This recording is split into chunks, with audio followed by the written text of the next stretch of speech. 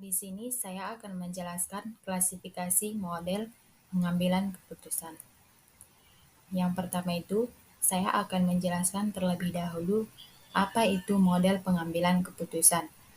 Model pengambilan keputusan adalah proses terstruktur yang digunakan untuk memandu tim dalam mengambil keputusan.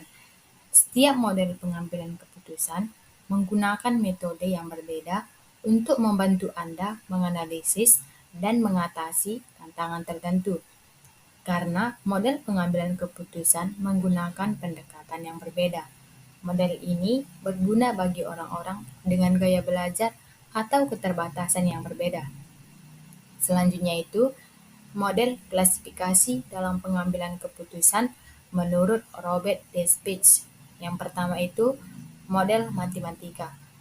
Model matematika ini menggunakan teknik seperti misalnya linear programming atau linear dan dynamic programming, teori jaringan kerja atau network theory, dan sebagainya.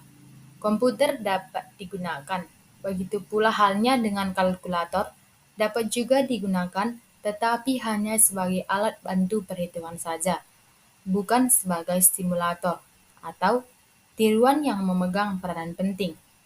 Dengan demikian, faktor matematika tetap merupakan faktor penentu yang memegang peranan utama dalam penyelesaian dan dalam menetapkan kebijakan dan pengambilan keputusan.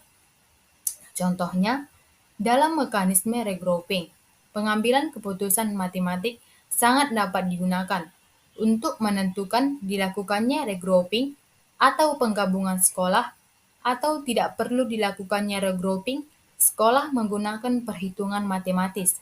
Misal, daya tampung SD per MI sederajat yang ada pada tingkat desa.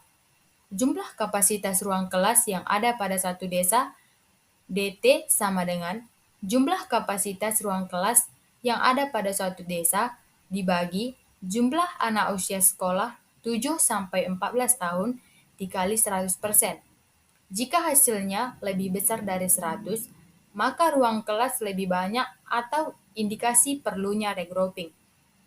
Dan jika hasil lebih kecil dari 100, maka terdapat kekurangan kapasitas atau indikasi satu SD tetap dikembangkan. Yang kedua itu, model stimulasi komputer. Model ini merupakan tiruan dari kasus yang sesungguhnya. Ada yang dibuat dengan peralatan dan ukuran sama persis dengan yang sesungguhnya. Misalnya, simulasi kokpit pesawat terbang Boeing 747, di mana calon pilot melatih diri melalui kokpit tiruan tersebut. Yang ketiga itu, model permainan operasional. Manusia dapat berperan apa saja dalam suatu model. Misalnya, dapat berperan sebagai perancang 9 desainer, dapat juga berperan sebagai pemakai, pemberi data. Tetapi dalam model permainan operasional ini, manusia berperan sebagai elemen atau unsur. Di sini manusia digunakan atau dijadikan objek yang harus mengambil keputusan. Informasi diperoleh dari komputer atau video games. Jadi, komputer atau video games menyajikan masalah. Kemudian manusia itu yang harus mampu menyelesaikan masalahnya. Yang keempat itu, model verbal. Model verbal adalah model pengambilan keputusan berdasarkan analogi yang lebih bersifat bukan kuantitatif. Anthony Down memberikan contoh model verbal yang berupa atau menyangkut birokrasi. Down memandang birokrasi sebagai organisasi yang memiliki 4 ciri sebagai berikut. Yang pertama itu, birokrasi mempunyai lingkungan yang cukup luas, di mana peringkat tertinggi hanya mengetahui kurang dari setengah dari seluruh anggotanya secara pribadi. Ini berarti bahwa birokrasi itu menghadapi masalah administratif substansial. Yang kedua itu, bagian terbesar dari anggotanya adalah karyawan penuh atau full-timers, yang sangat menguntungkan daripada kesempatan kerja dan gajinya pada organisasi itu. Ini berarti bahwa pada anggotanya sangat terikat pada pekerjaannya. Upah dan yang ketiga itu upahnya. Kenaikan pangkat dan sebagainya itu sangat tergantung pada prestasinya. Dalam organisasi itu ada ketentuan-ketentuan yang dibuat oleh organisasi tersebut. Yang keempat itu, sebagian dari hasil itu secara tidak langsung dinilai dalam pasar. Presentasi kerja para anggota atau karyawan secara tidak langsung juga ikut menentukan pasaran hasil organisasinya atau perusahaannya. Dan yang terakhir itu model fisik. Model ini merupakan serangkaian keputusan dalam program pembangunan dan pengembangan yang cukup kompleks.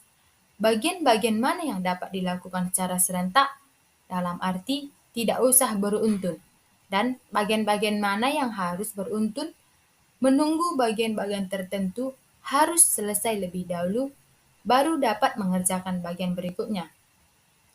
Dalam menjalankan kebijakan pemerintah, model visi ini tidak begitu penting untuk dianalisis. Model ini, misalnya, model dalam rangka pembuatan bangunan atau tata kota.